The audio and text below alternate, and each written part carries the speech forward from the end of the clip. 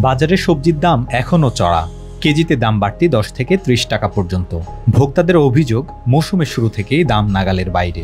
শীতের মৌসুম আসতে শুরু করলেও কমছে না সবজির দর। প্রতি কেজি ঢেঁড়স, কচুরলতি, বেগুন, বরবটি, চিচিঙ্গা, ঝিঙে, ধুন্দুল বিক্রি হচ্ছে 80 থেকে 100 টাকা দরে। এছাড়া পটল, শসা, করলা 70 থেকে 80 টাকায় বিক্রি হচ্ছে। শীতের আগাম সবজি শিম 200 টাকারও বেশি দরে বিক্রি হচ্ছে। তবে সবচেয়ে বেশি আলোচনায় কাঁচামরিচের দাম। প্রতি কেজি এখনো বিক্রি হচ্ছে 200 থেকে 300 টাকায়। সামনে মনে হয় যে আমরা বৃষ্টি বাদল বেশি, তো বৃষ্টি বাদলের কারণে অনেক মাল নষ্ট হইতেছে, এই কারণে বেশি।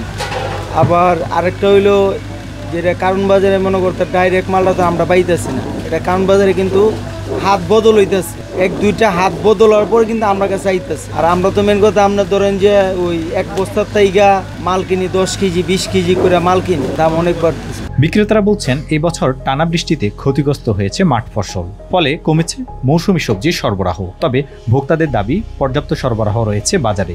কৃত্রিম সংকট তৈরির চেষ্টা চলছে বলে অভিযোগ তাদের। বেগুন আপনার 140-50, ওইটা 200 টাকা বেশি 200 টাকা দিয়ে কিনে আনা লাগে বর্তমানে। আর হলো আপনার ওই টমেটো বেশি 140 টাকা, কাঁচামরিচ 200 টাকা, কাঁচামরিচ 400 টাকা ছিল, 400 টাকা ছিল। ওই যে পূজার করে বন্ধ, বর্ডার বন্ধ ছিল, ঠিক আছে, আবার 200 টাকা হয়ে যায়, অনেক কমছে। অন্যদিকে ভোক্তাদের দাবি, বাজার মনিটরিং এর অভাবেই ক্রেতারা জিম্মি হয়ে পড়ছেন। আসন্ন শীতে সবজির যোগান বাড়বে, তবে বাজার তদারকি করা না হলে চলমান অস্থিরতা চরমে পৌঁছাতে পারে, এমনটাই আশঙ্কা ক্রেতা বিক্রেতা উভয়ের। তারেক হোসেন, বাংলা নিউজ 24।